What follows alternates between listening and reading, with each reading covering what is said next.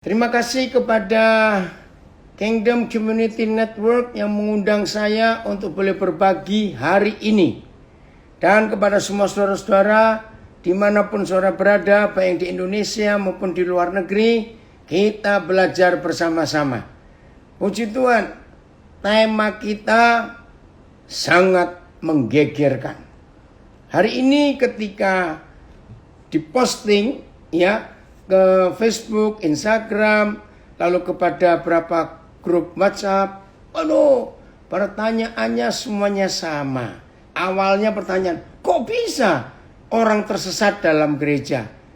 Nah, tema ini betul-betul mengagetkan banyak orang. Terima kasih kepada hamba Tuhan, Bapak Pendeta Ricky Seman, yang memilih tema ini buat kita belajar. Saudara, tema ini sulit untuk dipercayai. Saya berkata, tema tersesat di dalam gereja itu sulit untuk dipercayai. Mengapa? Ada dua hal. Yang pertama, gereja bisa membuat orang sesat. Bisa. Sebab kita tahu, ini ada yang komen dari Manokwari, karena gereja itu jendelanya banyak. Oke.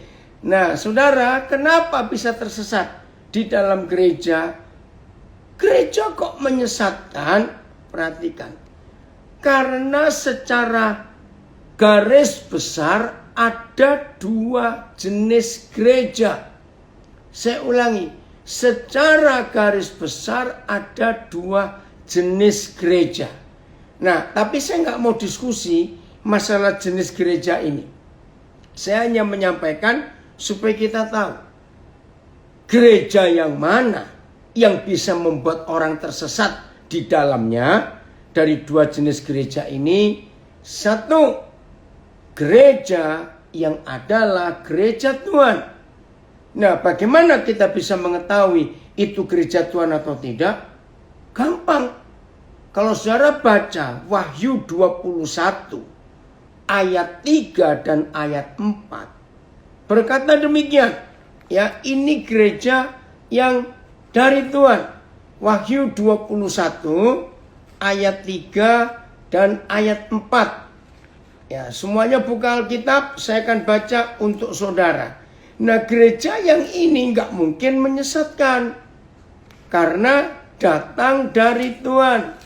Lihat Wahyu 21 ayat 3 dan 4. Jelas sekali. Maaf, mulai ayat 2, 3 dan 4. Dan aku melihat kota yang kudus, Yerusalem baru, yang turun dari surga. Ini gereja turun dari surga, dari Tuhan, bukan dari manusia. Dan konsep gereja ini adalah yang berhias bagaikan pengantin perempuan yang berdandan untuk suaminya.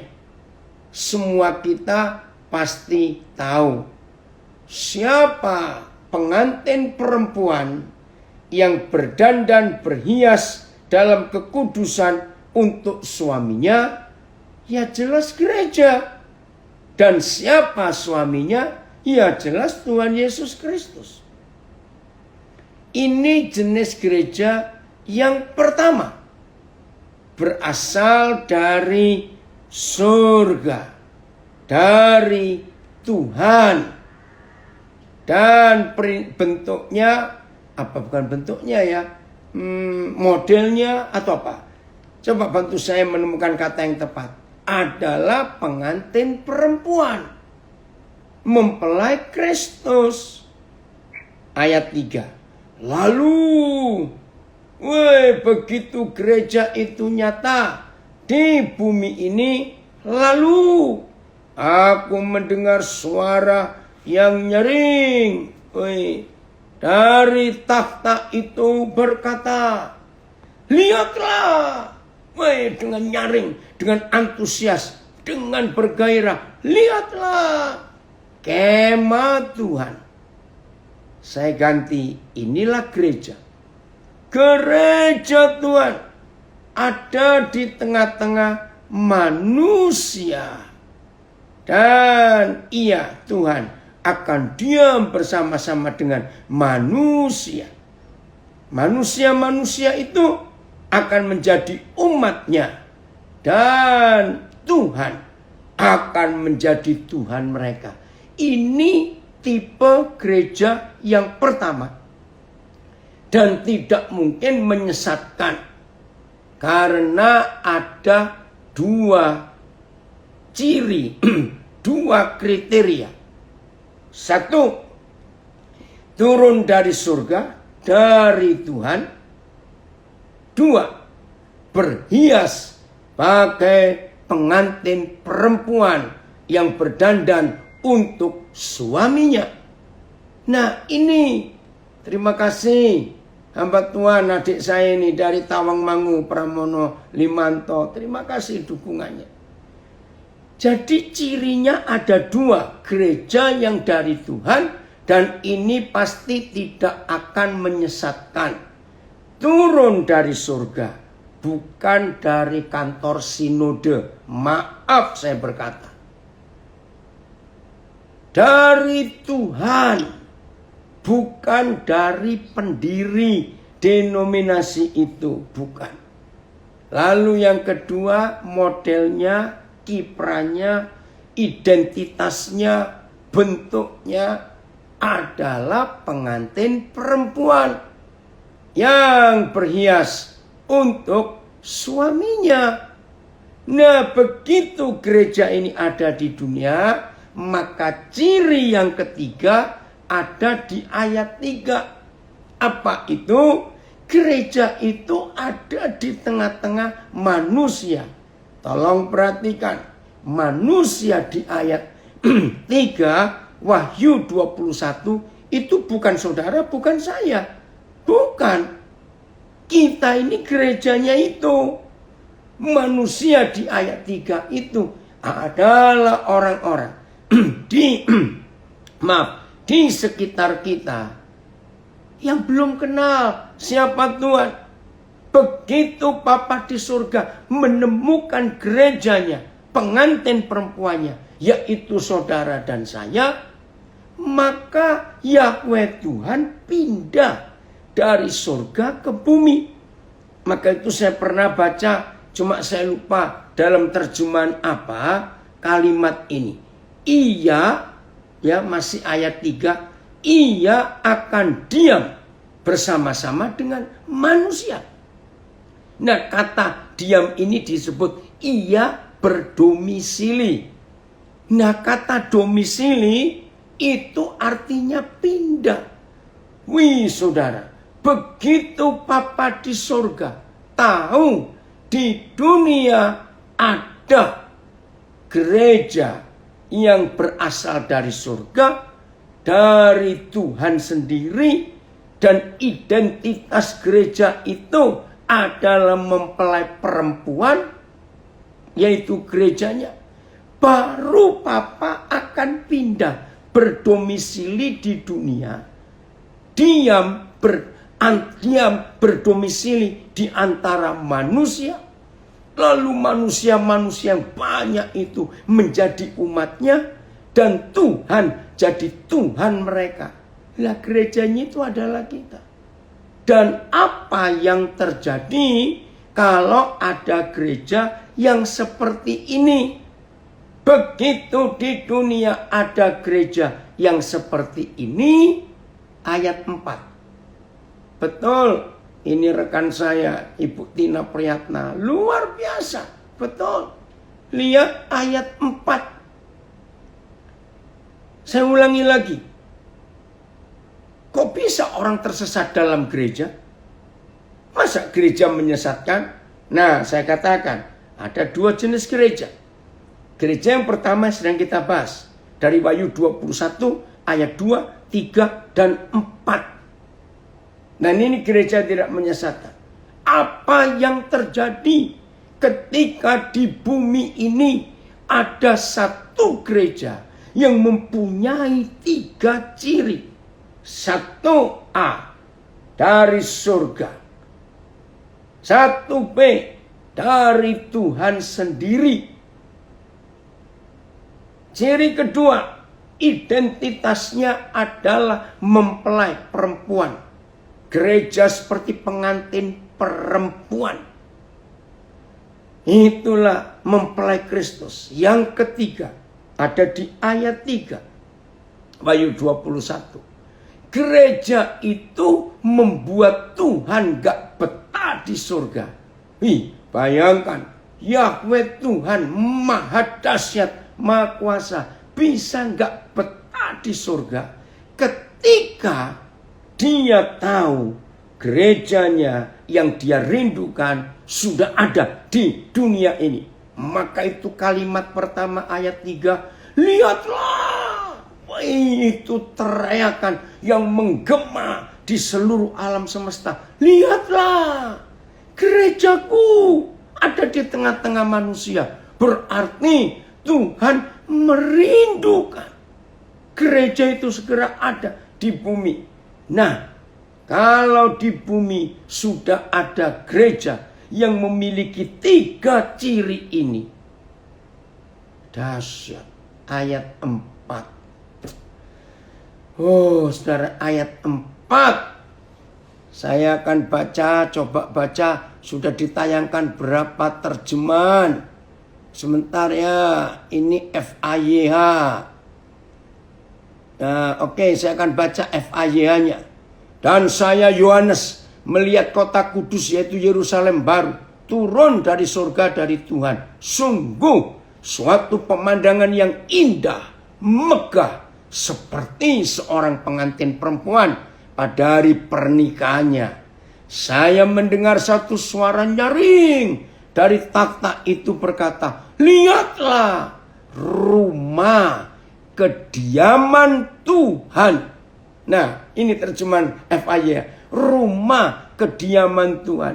Kalau saudara punya NLT, New Living Translation, disebutkan di God's home, rumah Tuhan, rumah kediaman Tuhan, sekarang berada di tengah-tengah manusia. Nah, jelas bukan berarti Papa pindah dari surga ke bumi. Karena di sana sepi, nggak ada kita, nggak ada mempelai perempuan, dan ia akan tinggal bersama-sama manusia, dan manusia akan menjadi umatnya. Ya, Tuhan sendiri akan berada di tengah-tengah manusia. Terima kasih Tuhan. Iya, Bapa di surga akan menghapus semua air mata. Oh, terima kasih Bapak. Luar biasa, akan menghapus semua air mata. Terus, tidak ada lagi mau duka cita, tangisan ataupun kesakitan. Semuanya telah lenyap untuk selama-lamanya. Widih, ini luar biasa. Michelle, nah sekarang saya akan baca terjemahan AYT. Ia akan menghapus setiap air mata dari mata mereka. Mau tidak ada lagi. Sama, BIS. Ia akan menyeka segala air mata dari mata mereka. Puji Tuhan. Oke, saya akan baca yang terjemahan Indonesia Modern Bible. Dan Elohim akan menghapus setiap air mata dari mata mereka.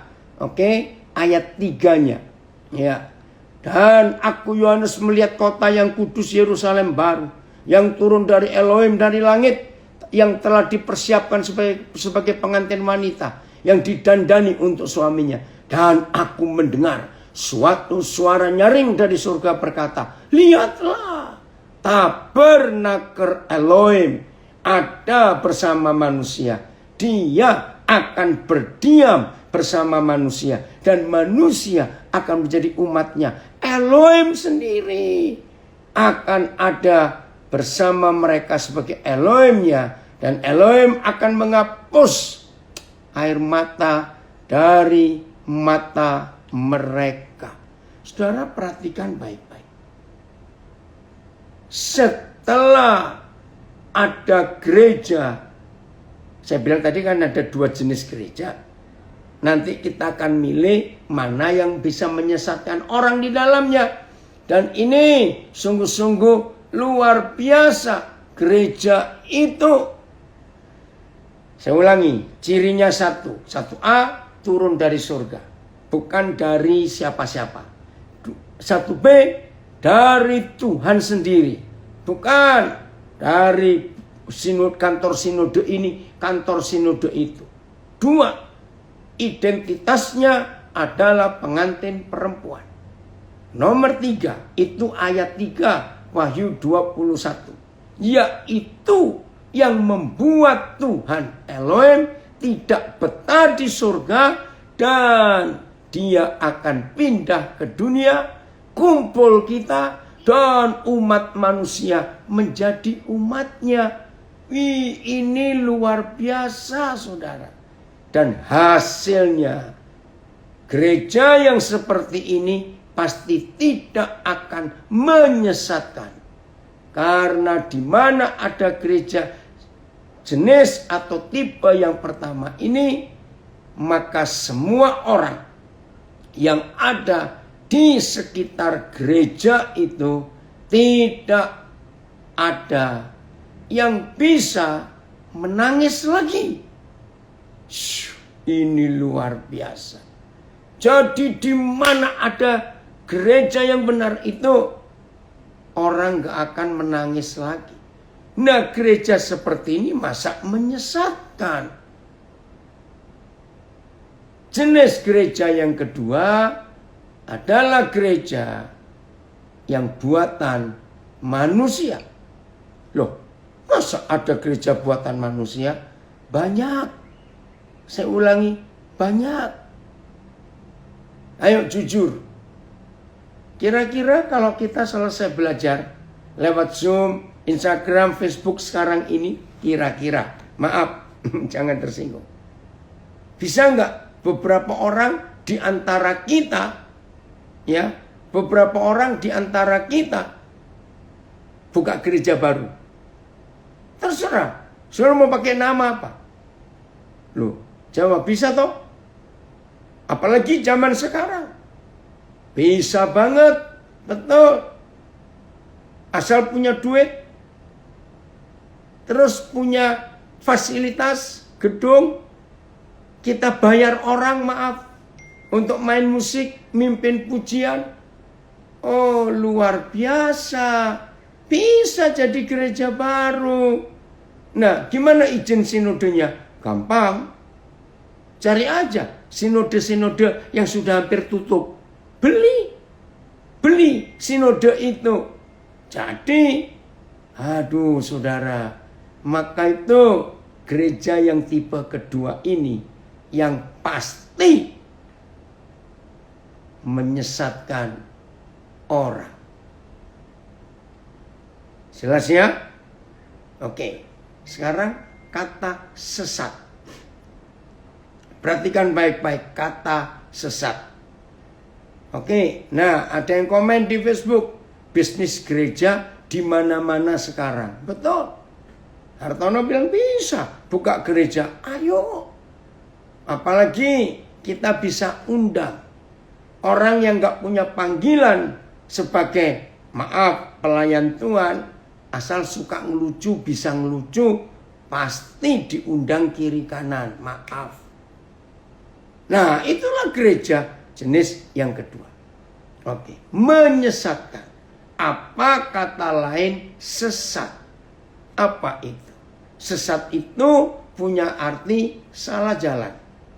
Oke, ada lagi sesat itu salah tujuan. Sudah salah jalan, salah tujuan, salah sasaran. Nah, biasanya orang sesat itu pasti bingung. Maka itu dalam hidup kita harus tahu sasaran, harus tahu tujuan. Nggak boleh sesat. Ya. Nah, kok bisa di dalam gereja. Maaf, kejerumus. Betul. Ini Eko, anak saya ini. Betul, kejerumus. Nah, saudara, orang sesat itu karena dua hal. Saya ulangi, orang sesat itu karena dua hal. Satu, ada yang menyesatkan, maka itu sampai sesat. Kedua, salah melihat rambu-rambu. Ya, salah melihat peta atau GPS. Ada komen ini dari Gorontalo, Jakarta. Bisnis gereja cukup menjanjikan. Dengan nakut-nakutin jemaat, suruh bayar korban sulung tiap tahun. Belum lagi perpuluhannya tiap bulan. Asik, dapat duit banyak katanya. Terima kasih Stan untuk komen ini. Saudara, jadi sesat itu ada dua. Ada yang menyesatkan, nah itu salah pengajaran. Dua, salah lihat rambu-rambu dalam hidup ini. Nah terus bagaimana supaya kita tidak tersesat? Mari kita lihat, oke, Henik dari Medan. Yang penting punya uang yang jangan dihabiskan oleh gereja-gereja itu. Maaf saya berkata. Bagaimana supaya nggak sesat? Kita lihat dua ayat ini. Pertama, Ibrani 12 ayat 2. Ibrani 12 ayat yang kedua. Nah, supaya kita tidak tersesat. Fokus kita kemana? Ya. Fokus kita kemana? Marilah kita melakukannya. Melakukan apa saja untuk kehendak Tuhan. Marilah kita melakukannya dengan mata yang tertuju kepada Yesus. Ini fokusnya.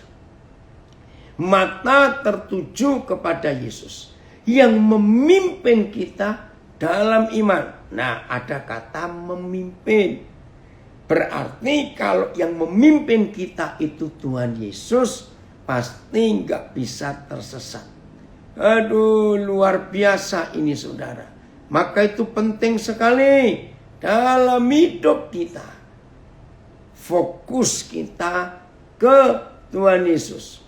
Terjemahan ayat, biarlah mata kita tertuju kepada Yesus, Sang Pencipta dan Penyempurna iman.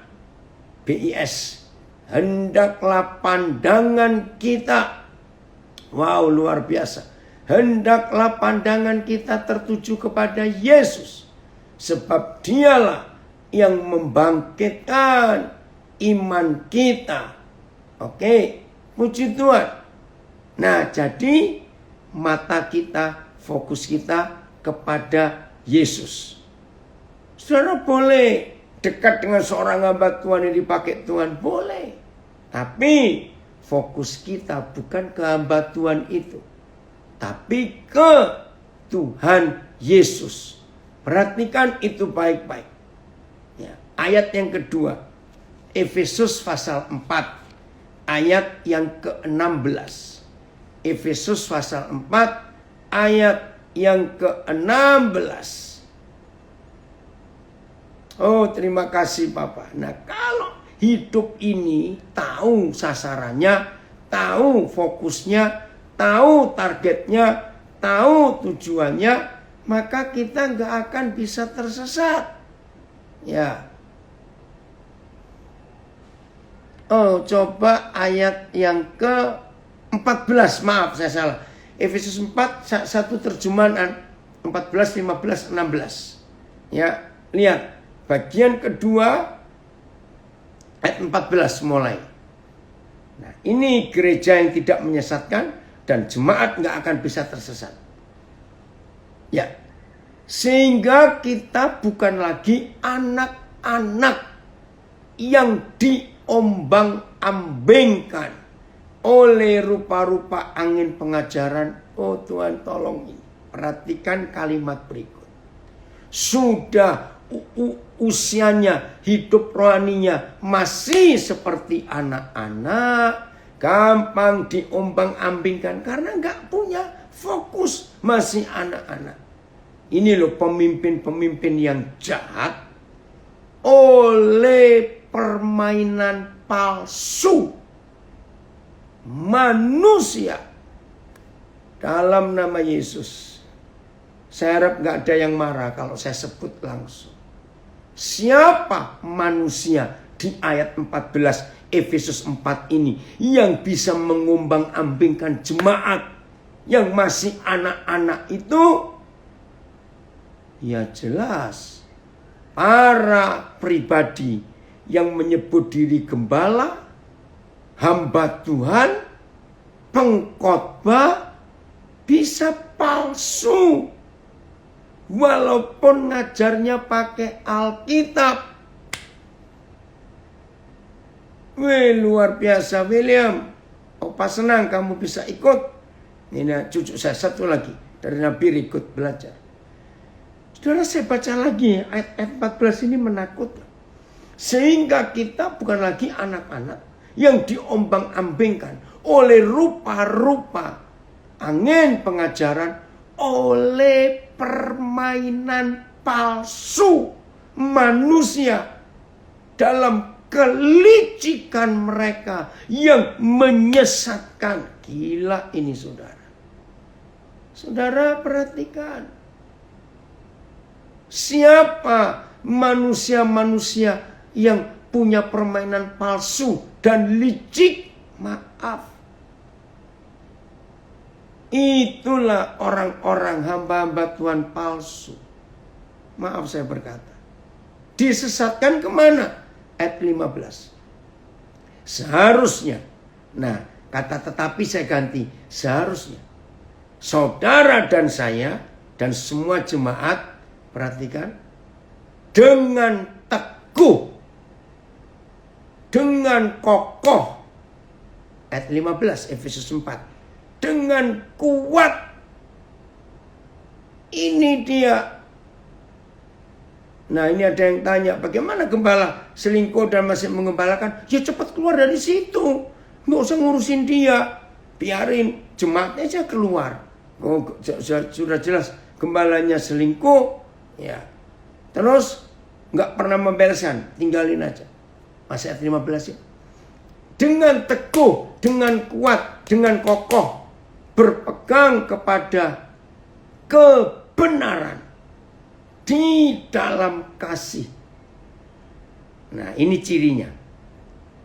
Jadi yang pertama tadi, supaya tidak tersesat, saudara fokus mata kepada Yesus yang memimpin kita di dalam iman dan kepada iman.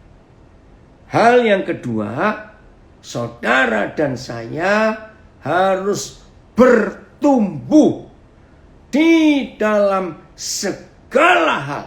Dalam segala hal. Ke arah Dia. Siapa Dia?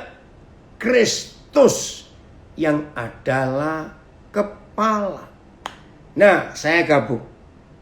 Jadi supaya tidak tersesat dan tidak disesatkan, maka kita semua fokus mata kita kepada Yesus. Bukan pada pendeta A, hamba Tuhan B, pengkhotbah C. Tidak. Silakan bersahabat, berteman ya dengan hamba-hamba Tuhan, silakan. Tapi fokusnya bukan kepada manusianya, tapi kepada Yesus. Lalu yang kedua, di Efesus 4 ayat 15 ini. Dalam segala hal bertumbuh ke arah Kristus yang adalah kepala. Jadi tidak boleh dibawa kepada hidup si hamba Tuhan. Ada yang tanya di Instagram. Jadi Siapakah yang dapat mengingatkan para pengajar palsu tersebut? Justru ini masalahnya. Saya baca pertanyaan di Instagram. Jadi, siapakah yang dapat mengingatkan para pengajar palsu tersebut? Jawabannya, orang-orang seperti itu tidak bisa diingatkan. Karena dia sudah kerasukan roh jahat yang selalu menganggap dirinya benar. Dari banyak pengalaman saya bertemu dengan hamba Tuhan yang tadinya baik, akhirnya menyesatkan, susah diberitahu. Nah, sikap. Yang penting sikap kita yang yang sedang dipimpin oleh hamba Tuhan seperti itu dan tahu, cepat keluar. Jangan lama-lama. Itu mengerikan nanti. Akan menyesatkan lebih jauh lagi. Perhatikan itu baik-baik. Oke? Jadi ini dia. Ya, ada yang tanya, bagaimana tanggapannya jika seorang pelayan gereja melayani di mimbar sedang rumah tangganya tidak baik? Satu, laporkan kepada pimpinannya, ya. Dan kedua, cepat keluar dari situ. Bergabung, cari komunitas yang lain. Masih ayat 15, belum selesai. Efesus 4, kita lihat ini, saudara. Jadi saya ulangi lagi, arahnya kemana? Ya, saya baca lagi ayat 15. Dengan teguh supaya enggak gampang diombang-ambingkan oleh angin rupa-rupa pengajaran, oleh permainan palsu manusia dalam kelicikan mereka yang menyesatkan, supaya tidak bisa diombang-ambingkan. Dengan teguh, dengan kokoh, dengan kuat, ya, berpegang kepada kebenaran di dalam kasih, kita bertumbuh di dalam segala hal ke arah Dia, yaitu Kristus yang adalah kepala. Ayat 16. Daripadanya lah seluruh tubuh rapi tersusun, diikat menjadi satu oleh pelayanan semua bagiannya sesuai dengan kadar pekerjaan tiap-tiap anggota, menerima pertumbuhannya dan membangun dirinya di dalam kasih. Nah, Efesus 4 ayat 16. Tolong perhatikan. Inilah model gerejanya Tuhan Yesus. Ya, ayat 16. Nah, saudara, ada di gereja mana saja, perhatikan ayat 16 ini. Paling gampang untuk mendeteksi, untuk mengetahui, untuk memberi penilaian.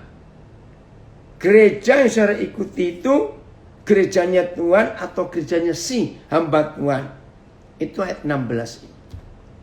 Yaitu, kalau pemimpin gereja itu membawa semua orang, anggota jemaatnya, semua orang yang Tuhan serahkan ke bawah kepemimpinannya, dan pemimpin itu, gembala itu, hamba Tuhan itu, nggak susah. Ini ada yang komen, wah susah ya, jika hamba Tuhan tidak benar yang kita ingatkan, nanti dikutuk. Nggak usah takut, kutuknya nggak mempan, ya tinggalkan saja, ya gabung, cari komunitas yang lain, ya nggak usah tetap di situ. Nah, ini cirinya gereja yang benar. Gembala saudara, hamba Tuhan di gereja saudara, itu menuntut semua jemaatnya satu persatu untuk taat, untuk tunduk, untuk hormat, untuk respek hanya kepada Tuhan Yesus. Dengar baik-baik, supaya tidak tersesat. Cirinya, model gerejanya adalah yang seperti ini.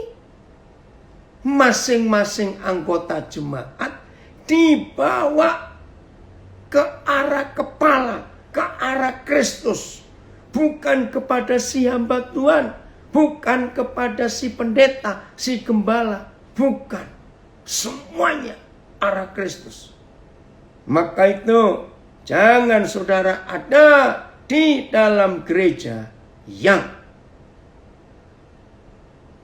gembalanya membawa saudara ke dirinya sendiri. Apalagi kalau sampai ngutuki. Apalagi kalau sampai berkata, hati-hati loh, pengajaran yang lain hanya aku yang benar. Wah, itu sudah jelas sesat. Kenapa? Karena Roh Kudus dan Tuhan Yesus tidak akan pernah, ya, tolong perhatikan baik-baik. Roh Kudus dan Tuhan Yesus tidak akan pernah memberikan seluruh kebenarannya hanya kepada satu sinode, apalagi satu pendeta. Tidak. Roh Kudus dan Tuhan Yesus membagi semua kebenarannya seperti kepingan-kepingan pasal. Tahu permainan bongkar pasang pasal itu? Dibagi. Maka itu seorang gembala, seorang pendeta tidak boleh membawa jemaatnya hanya kepada dia. Harus kepada Tuhan Yesus. Maka itu dengar kalau sampai ada yang berkata, kamu gak boleh kemana-mana ya. Hanya boleh dengar aku khotbah. Waduh, jahat sekali itu. Itu sudah penyesatan. Ada yang komen, pernah saya ngundurkan diri dari jabatan pelayanan, disumpahi oleh gembala. Nggak usah takut, nanti sumpahnya balik sendiri. Karena sekarang hidup dalam kebenaran. Masih lanjutan, Efesus 4 ayat 16. Ya, ciri-cirinya ketahuan. Gembala saudara, pendeta saudara, hamba Tuhan saudara itu bawa saudara ke arah mana? Kalau saudara dibawa ke arah Kristus, ya, dan daripadanya seluruh tubuh yang rapi tersusun diikat menjadi satu oleh pelayanan semua bagiannya. Stop dulu. Nah, ciri gereja yang benar, maka pemimpin di dalam gereja itu akan mengarahkan tiap-tiap anggota itu menemukan masing-masing pelayanan sesuai bagiannya. Jadi nggak dinganggurkan di gereja. Hanya suruh duduk, datang, duduk, diam, dengar, kolektor atau persembahan. Enggak. Tapi gembala itu mengarahkan masing-masing anggota tubuh menemukan panggilan pelayanannya sendiri-sendiri. Luar biasa. Jadi jemaatnya nggak ada yang nganggur. Sesuai dengan kadar pekerjaan tiap-tiap anggota. Ya, maaf saudara karena waktu. Nanti tolong kalau hamba-hamba Tuhan ikut belajar hari ini, pakai ayat ini untuk mengarahkan pribadi demi pribadi di komunitas kita. Masing-masing anggota tubuh tidak boleh ada yang nganggur. Harus menemukan masing-masing bagian pelayanannya yang berbeda-beda di dalam tubuh Kristus, tapi tetap arahnya kepada kepala. Ya, saya ulangi, ayat 16 ini keren sekali. Jadi saudara nggak akan bingung masuk gereja yang benar dan yang sesat. Lihat gembalanya mengarahkan saudara kemana. Kalau gembala itu mengarahkan saudara ke dirinya, apa harus lewat dia, nggak usah perhatikan, cepat keluar. Tapi kalau di gereja itu diarahkan setiap anggota, daripadanya lah seluruh tubuh yang rapi tersusun dan diikat menjadi satu oleh pelayanan semua bagiannya. Sesuai dengan kadar pekerjaan tiap-tiap anggota, menerima pertumbuhannya. Wow. Dan membangun dirinya di dalam kasih. Coba lihat berapa terjemahan yang lain, khusus ayat 16. Wih, saudara, ini luar biasa. Amin ya nih. Dari Sydney, betul. Dari Brisbane, hebat sekali. Ya, kebenaran ini sangat dahsyat. Pasal demi pasal jadi tubuh yang utuh. Amin. Makasih Ivan dari Brisbane. Ada yang cerita, saya juga dulu pernah diusir dari gereja karena pelayanan dianggap sesat, berbagi hidup dan menjangkau anak muda lewat breakdance. Puji Tuhan. Nah, sekarang kamu sudah ketemu toh? Ayo gunakan kesempatan itu.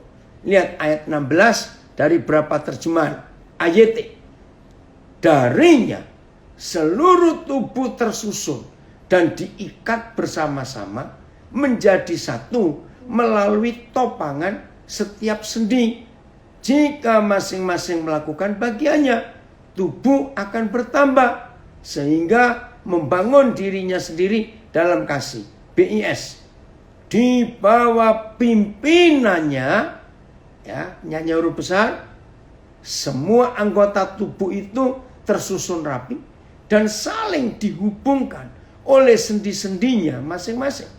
Dan kalau tiap-tiap anggota itu bekerja seperti yang seharusnya, maka seluruh tubuh itu akan bertumbuh menjadi dewasa dan kuat melalui kasih. Ayat 16 Efesus pasal yang keempat. Oh, puji Tuhan. Terima kasih untuk kebenaran yang luar biasa ini. Ya. Oke, saya akan cek ini terjemahan The Message. Oh, belum ya. Hati-hati dengan gereja yang memanfaatkan Injil demi kepentingan diri sendiri, hamba Tuhan. Betul, hati-hati itu. Banyak gembala gereja memonopoli jemaat supaya tetap di gerejanya, tapi hanya untuk kepentingan si hamba Tuhan. Betul, supaya uang persembahannya tetap ke situ, nggak ke gereja lain. Aduh, itu jahat sekali. Ya, jadi saudara, gerejanya Tuhan Yesus itu pemimpinnya mengarahkan masing-masing kepada bagian pelayanannya. Ada pertanyaan di Facebook. Pertanyaannya, kapan tubuh itu bisa menjadi satu? Kalau melihat keadaan sekarang, pasti bisa, Ivan. Karena Tuhan Yesus harus buat sesuatu. Yang kedua, yang mau saja, yang nggak mau biarin. Nah, itu supaya kita nggak repot-repot. Saudara, itu sebabnya dengan kehidupan kita yang sekarang ini, mari kita tahu yang benar yang mana. Ada pertanyaan nih, bagaimana kalau gembala cemburu dengan potensi pelayan Tuhan yang menonjol sehingga jarang diberi tugas pelayanan? Cepat keluar dari situ. Jangan lama-lama di situ. Kalau enggak jadi bonsai. Karena pertumbuhannya ditekan, kan jadi bonsai nanti lama-lama. Ya, ada banyak hamba Tuhan yang iri hati kepada orang-orang muda atau orang-orang yang pelayanannya lebih hebat dari dirinya. Nah, ini penyesatan, salah satu bentuk penyesatan. Akhirnya potensi panggilan Tuhan mati di dalam gereja itu karena semuanya hanya pendetanya. Nah, ngeri sudah banyak terjadi. Kalau si pendeta meninggal, yakin bubar langsung gerejanya. Karena gembalanya tidak menyiapkan regenerasi. Tidak menyiapkan pemimpin yang berikutnya. Semua dikuasai dia sendiri. Oh, ada banyak gereja yang hancur. Ya, jadi mulai hari ini saudara, kita harus tahu ke gereja mana kita bertumbuh. Ada komen. Puji Tuhan. Dengan adanya pandemi ini kita belajar online. Dengan hamba Tuhan yang ajarannya mengarahkan kita kepada Kristus. Daripada kepada gereja saja. Betul. Ya. Mulai dapat gambaran. Kok bisa ada orang tersesat di dalam gereja? Ya ada. Dengan fakta-fakta tadi itu. Maka itu mulai hari ini mudah-mudahan Kok saya berkata, nggak ada yang tersesat lagi di dalam gereja. Tapi semuanya bangkit. Nggak mau dibohongin lagi. Ya, oleh hamba-hamba Tuhan yang palsu itu. Jadi kita harus mengikuti apa yang Tuhan inginkan. Ini ada komen dari Pak Budi. Ya biasanya diwariskan oleh anaknya kepada anaknya. Ya belum tentu anaknya itu punya panggilan. Maka itu ini lebih sesat lagi. Kalau gereja itu milik pribadi seperti takhta kerajaan. Sehingga raja tua mati maka raja muda diangkat. Belum tentu. Karena nggak punya panggilan. Maka itu jangan kita mengikuti yang salah. Supaya kebenaran tetap nyata. Sedih loh saudara, banyak sekali yang sudah sadar dan ngajak yang lain keluar. Tapi malah dituduh, dikatai macam-macam. Itu ada banyak. Ada yang komen lagi. Atau diserahkan kepada istrinya. Ada gereja yang seperti itu. Kalau nggak kena anaknya, kena ke istrinya. Aduh Tuhan, ampuni kami semua. Ini seringkali konsep yang salah dalam kehidupan kita. Tapi puji Tuhan, ada Alkitab, ada firman Tuhan. Dan dari firman Tuhan itu kita akan tahu ke arah mana kebenaran itu dinyatakan. Oke, ini komen lagi bagus. Betul banget, seringkali gembala lokal menghambat pertumbuhan potensi-potensi. Hanya orang-orang yang manut sama gembala saja yang dipakai. Kalau yang berbeda diabaikan. Nah itulah jadi banyak jemaat kepahitan. Sedih. Maka itu ayo kita mulai tahu ke arah mana Tuhan menuntun kita. Roh Kudus itu arsiteknya gereja. Saya ulangi, Roh Kudus itu arsiteknya gereja. Jadi kita harus mengikuti apa yang Roh Kudus katakan dan yang Roh Kudus ajarkan. Oke, kita lihat berapa ayat lagi dalam Injil Yohanes. Ya, Injil Yohanes, pasal 17 ayat yang ke-8. Saudara, supaya kita tahu bagaimana. Ya, Yohanes 17 ayat yang ke-8. Betul. Ini ada yang komen di Zoom. Menurut saya pribadi Tuhan tidak pernah membuat konsep gereja seperti yang sekarang. Jelas. Gereja-gereja sekarang ini bukan konsep surga. Konsepsi gembala.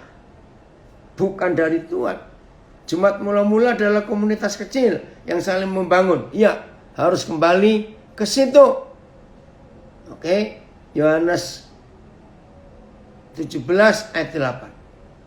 Sebab segala firman.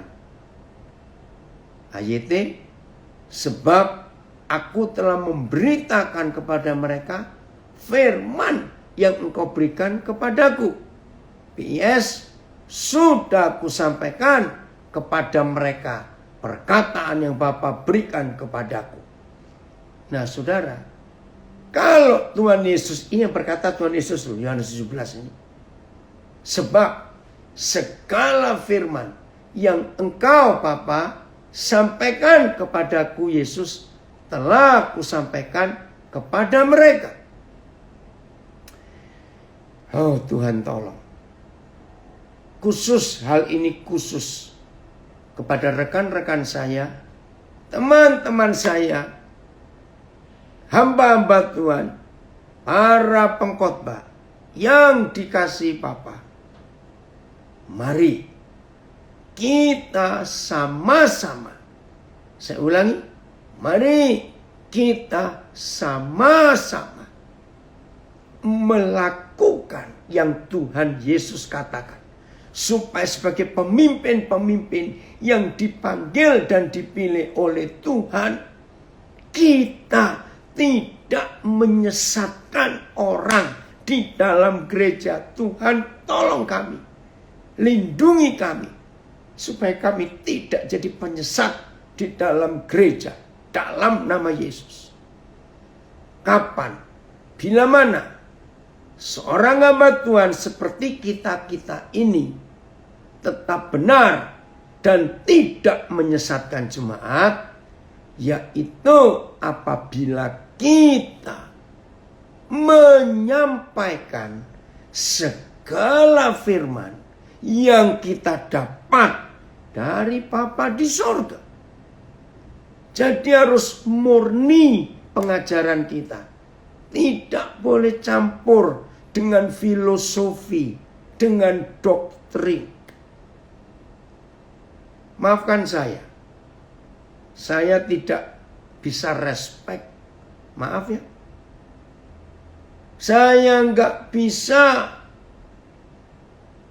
percaya kepada pengkhotbah. Khotbah lo ya. Bukan memberi seminar umum. Ini khotbah. Tapi di dalam khotbah itu dia menyebut mengkhotbahkan buku-buku. Nah ini loh masalahnya. Walaupun itu buku rohani. Kan banyak bukan buku rohani Kristen. Dari pengarang ini, penulis ini. Dari doktrin tahun 1500, 1600, 1700. Banyak. Maaf. Saya nggak bisa respect. Saya nggak bisa terima. Kalau ada pengkhotbah. Sudah khotbah cuma 30 menit, 40 menit. Buku yang disampaikan. Saudara pengarang ini. Tahun sekian dia nulis. Habis. Baca lagi, khotbah lagi. Buku yang berikut begini saudara. Sudah 2 buku dikhotbahkan. Buku ketiga. Mana firmannya? Maaf ya saudara. Begini konsep saya. Alkitab yang ada saja. Tidak habis-habis kita sampaikan kepada jemaat. Nggak habis bukan? Ingat loh, tahun ini nanti Agustus saya mensyukuri 49 tahun saya khotbah. Nggak habis-habis. Ngapain kita tambah dengan buku-buku karangan manusia? Maafkan saya. Maka itu rekan-rekan hamba Tuhan. Supaya kita tidak menyesatkan jemaat di dalam gereja. Saudara dan saya para pengkhotbah, gembala, hamba Tuhan, pemimpin. Harus menyampaikan segala firman yang kita dapat murni dari Bapa di surga lewat kuasa Roh Kudus. Segala firman. Jangan main-main. Yohanes 16 ayat 13. Siapa yang mampu memimpin kita? Betul, Ernie, gak habis-habis kita khotbahkan ini. Yohanes 16 ayat 13. Siapa yang mampu membuat kami, membuat kita para hamba Tuhan, pengkhotbah, gembala, pemimpin ini bisa mengetahui segala firman? Gak usah takut. Bukan sekolah teologi, bukan. Tetapi apabila ia datang, yaitu Roh kebenaran, ia akan memimpin kamu. Ini luar biasa. Ke dalam seluruh kebenaran. Terjemahan AYT. Namun, ya back to the Bible. Betul. Namun, ketika dia, Roh kebenaran itu datang, dia akan membimbingmu ke dalam semua kebenaran. Utuh, the whole truth. BS. Tetapi kalau Roh itu datang, yaitu dia yang menyatakan kebenaran tentang Tuhan, kalian akan dibimbingnya untuk mengenal seluruh kebenaran. Luar biasa. Mengenal seluruh kebenaran. MELT. Namun bila mana Roh kebenaran itu telah datang, dia akan memimpin kamu ke dalam seluruh kebenaran. Wih, saudara, inilah yang Tuhan ingin atas kehidupan kita. Jadi dipimpin ke dalam seluruh kebenaran. Benar-benar. Dan akhirnya Roh Kudus menyuruh saya diam di rumah.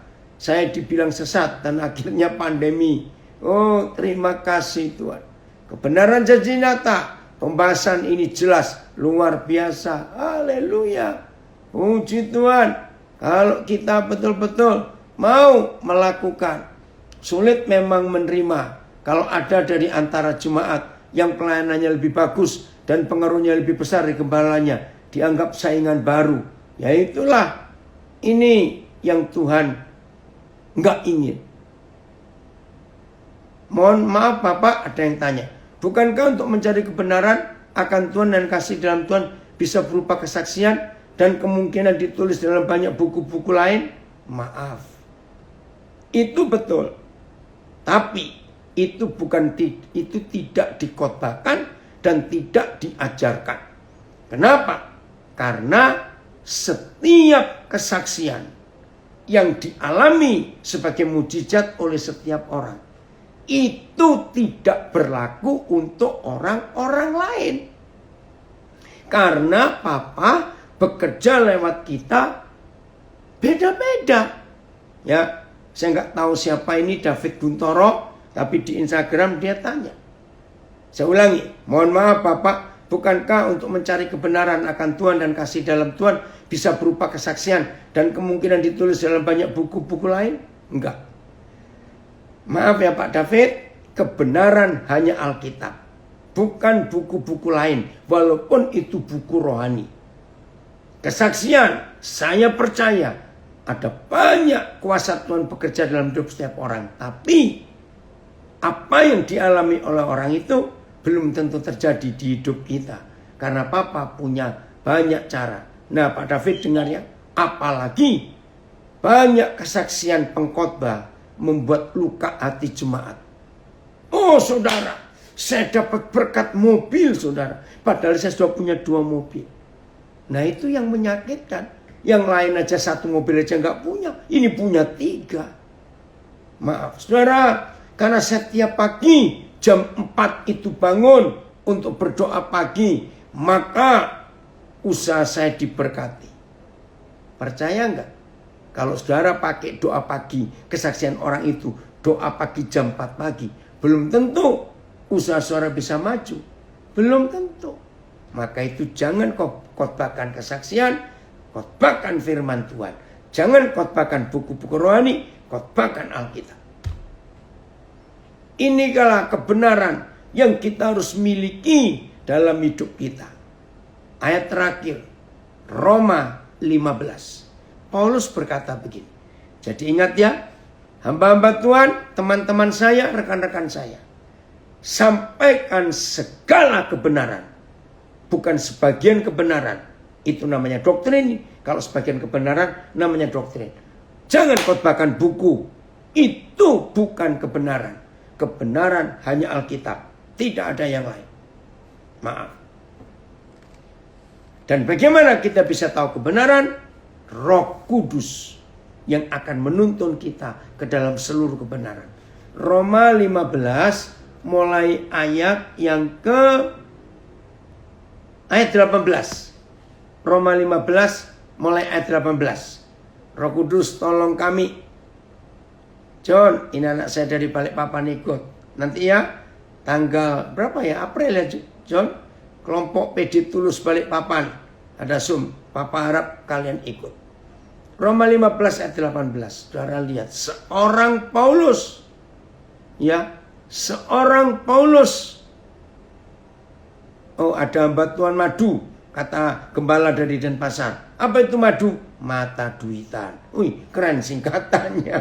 Oke. Hamba Tuhan seperti Paulus bisa luar biasa. Sebab aku, ini hamba Tuhan hebat, rasul hebat. Sebab aku tidak akan berani berkata-kata atau khotbah atau mengajar tentang sesuatu yang lain. Gak berani. Kecuali tentang apa yang telah dikerjakan Kristus olehku. Yaitu untuk memimpin. Hai para pemimpin, para gembala, para pendeta, para pengkhotbah. Hidupi firman ini. Saya ulangi lagi, jangan khotbah sembarangan, jangan ngajar sembarangan, jangan asal bicara, sebab aku tidak akan berani berkata-kata tentang sesuatu yang lain, kecuali tentang apa yang telah dikerjakan Kristus olehku, yaitu untuk memimpin bangsa-bangsa lain, untuk memimpin jemaat, orang-orang yang Tuhan percayakan kepada kita, untuk memimpin mereka satu kepada ketaatan.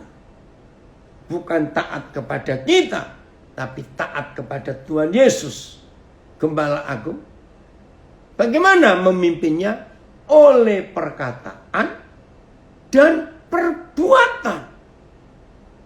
Jadi nggak cuma khotbah. Maka itu ada istilah Jawa, ojo koyo gajah dibelangkoni. Apa itu? Orang pinter khotbah, ora iso ngelakoni. Bisa khotbah, nggak bisa menjalani. Tapi Paulus dalam penyampaian segala kebenaran itu memimpin orang-orang, memimpin jemaat kepada ketaatan. Oleh perkataan kita, khotbah-khotbah kita, tapi juga oleh perbuatan kita. Jangan cuma dikhotbahkan, tidak dilakukan. Ayat 19. Oh Albert, terima kasih. Daja, apa kabar kamu?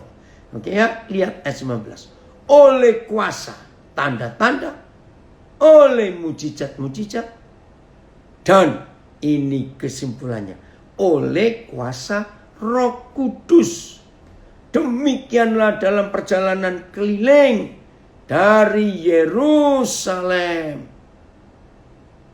sampai ke Ilirikum. Nah, ini konsep penting.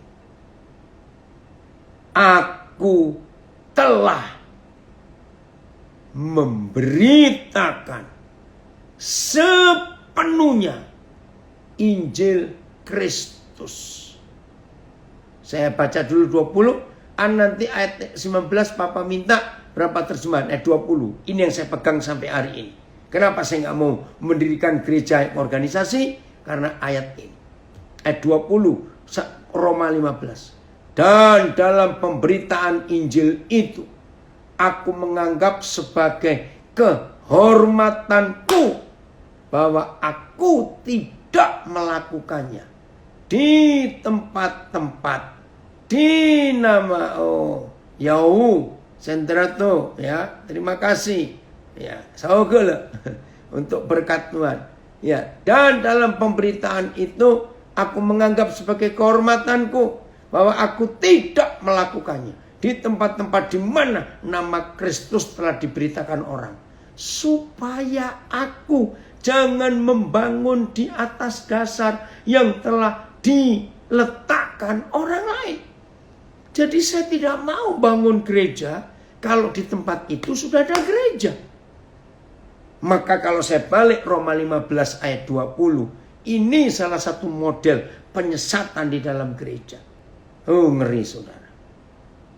Banyak hamba Tuhan tidak terhormat karena hobinya buka cabang gereja di kota-kota, di tempat-tempat yang sudah ada gereja.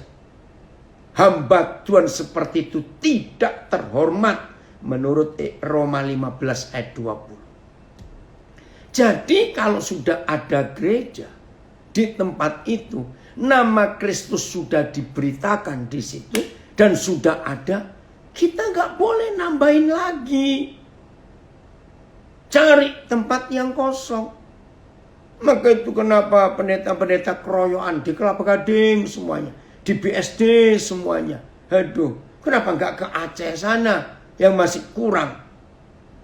Ngerti nggak? Saudara, maka itu penting supaya kita, ya ujung-ujungnya duit lagi, terhormat. Oke kan? 5 terjemahan di ayat 19-nya. Saya mau cari kata sepenuhnya Injil Kristus. Berarti ada jemaat, ada pengkhotbah yang tidak mengkhotbahkan Injil yang sepenuh. Aan masih di situ? Roma 15 ayat 19. Ya. Kalau misalnya gereja itu lokasinya jauh dari tempat kita, misalnya 5 km, walaupun masih satu kota, apakah boleh? Nah, zaman sekarang ini ada pertanyaan di Instagram, percuma bangun gereja, gedung gereja kebaktian, pandemik, nggak boleh. Lebih baik kita bangun komunitas. Oke, Roma 15:19 ayat. Melalui kuasa tanda-tanda ajaib dan mukjizat-mukjizat, melalui kuasa Roh Tuhan, sehingga dari kota Yerusalem dan sampai ke seluruh Ilirikum, aku sudah memenuhi pelayanan Injil Kristus. Hanya memenuhi. PS. Sampai itu semuanya itu oleh kuasa Roh Tuhan. Kabar baik tentang Kristus sudah saya beritakan. Kabar baik. MILT memberitakan sepenuhnya Injil Kristus. Selbir, sebentar ya, tunggu. Memberitakan Injil Al-Masih. Oke, AVB, aku telah mengabarkan Injil Kristus dengan seutuhnya, sepenuhnya. Baik. Nah, jadi saudara, akhirnya Injil yang kita beritakan gak boleh kita potong-potong untuk kepentingan diri kita sendiri. Tapi harus Injil yang penuh, yang utuh, yang lengkap. The whole truth. Ya. Kebenaran yang sempurna. Oh, luar biasa Tuhan kita kalau kita mau ikuti. Jadi gak akan ada penyesatan dalam gereja. Baik kita, para pengkhotbah maupun jemaat. Mari sama-sama bertumbuh dewasa ke arah Kristus. Tuhan Yesus memberkati kita semuanya. Jadilah pelaku firman. Haleluya.